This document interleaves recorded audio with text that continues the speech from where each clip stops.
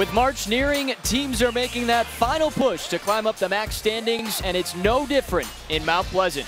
Today, the Ohio Bobcats battle the Central Michigan Chippewas as we're inside McGurk Arena. Thanks for joining us on ESPN. He's Matt DeVries. I'm Adam Jaksa. Well, the Bobcats have lost 4 in a row. The Chippewas 2 straight. How do these two get back in the win column today? Austin sizing up Flowers, spins around him, and one for Larry Austin, who flexes the muscles. Parks gets the upper body, and he's got a takedown and maybe more, and there's the pin for Logan Parks. Is set. Great job by Turner. A couple of digs, and how about that up front? Beautifully played by Jennifer Weinhold. Hammers this out to left field. Knight on the run, looks up, it's off the top of the fence. 2 more runs come in. Orzal cruises into second with a 2 RBI double. Western Michigan, thanks to nearly 5 minutes of scoreless basketball from CMU, has taken a 6-point lead. You look at Western Michigan, they've had some woes on the road. Only 2 wins in the regular season and none in the Mid-American Conference. They're 0-9 in MAC road games. You have to go all the way back to last year, 2018, the beginning of the season, when they won at Youngstown State. But a young team, an injured team, Steve Hawkins' club has struggled away from Kalamazoo. Yeah, you really feel for Hawk. I mean, when you lose Bryce Moore, Brandon Johnson, Jason Withens, and then you graduate Thomas Wilder, maybe one of the best players in this conference last year. I mean, it's a really tall task, and so to be in this position right now, 6-point lead on the road against your rival, got to be happy if you're a Bronco fan. Trying to end a 5-game losing streak, and what a time to get it if they could beat CMU to knock them out of the MAC tournament and move on. Under 5, Roundtree lost the basketball, finds Morgan. The 3 goes for Dallas Morgan. Sometimes that's what you need as a shooter. No time to think, shot clock winding down. Morgan just has to catch and fire. Dallas Morgan now with a 3 in 28 of his last 29 games. 3rd most with 58 threes this season. Good ball movement, but then a knockaway from Roundtree disrupts the offensive flow. 9 seconds on the shot clock for the Broncos. Chippewas seemed like they were a half step behind that entire possession defensively, but still, they were swarming and closing out shooters fast. That's when you need to utilize the pump fake if you're the Broncos, catch them off guard. Shot clock at 5. Wilkins to Davis. And off the shot clock, back to CMU. That's something that CMU, you look at this team, Matt, they were projected to finish 6th in the MAC West. They finished 2nd behind Toledo, who was 2nd last year.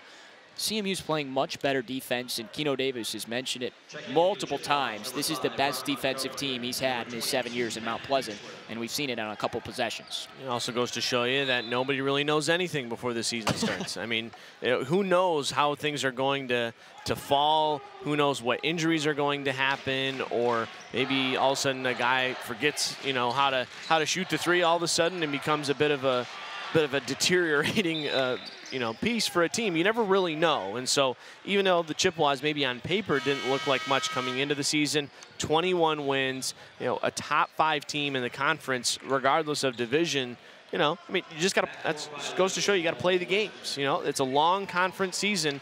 Chippewas had 10 wins, Broncos had 2, yet we're right here locked into a hot battle here in the first round. The East, too. Bowling Green was projected 6th in the East. They finished 2nd. So a lot of different things happening than what people expected, which is why, again, you mentioned it, Matt, you play the games. That's what makes it exciting. Tough fadeaway goes for Jared Printy. That's nice. Catch and shoot off a curl.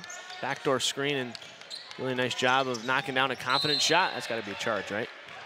You're right. Good call. And the officials all over it. David DeLeo picks up his first.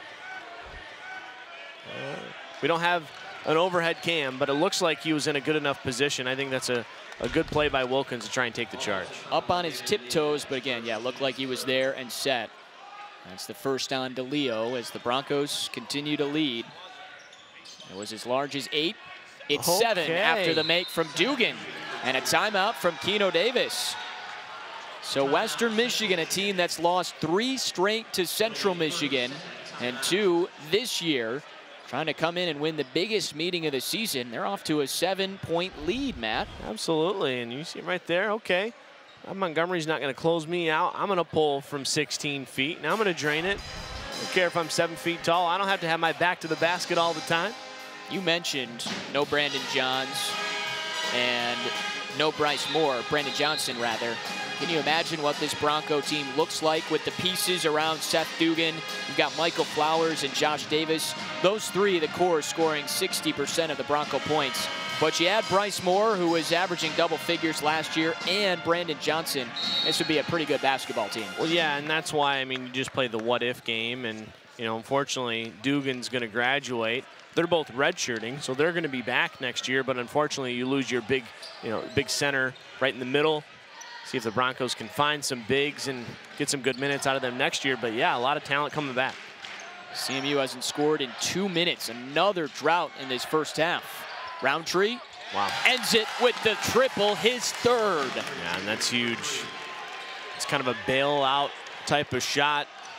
Dugan was out. That's a tough shot out on the perimeter, even though he's kind of a cinder block kind of guy out there. Still going to have a lot of size and tough to shoot over him. Good play by Roundtree.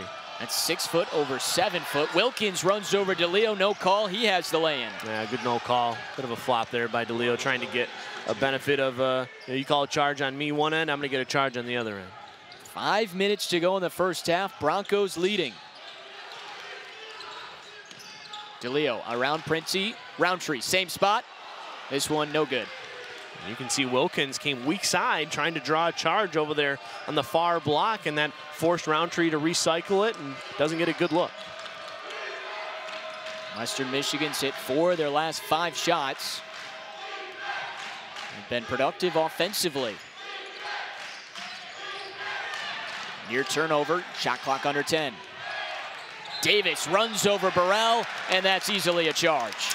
That's the charge you're looking for if you're the Chippewas. David DeLeo tried to draw one last time down, but they're much better taking that charge. Romello Burrell right there, easy call on Josh Davis. Romello Burrell in his first season in Mount Pleasant, a transfer from John A. Logan College, sophomore out of Chicago. Doesn't score much, but the hustle plays are there. He's a great rebounder off the bench, and he's taken multiple charges this season. Corner 3, DeLeo. Got it. Sharpshooter from the outside, and 3-ball can be the ultimate equalizer. 6 threes now, despite shooting 30% from the floor. Chippewas right back in it. Yeah, that's keeping them in this game.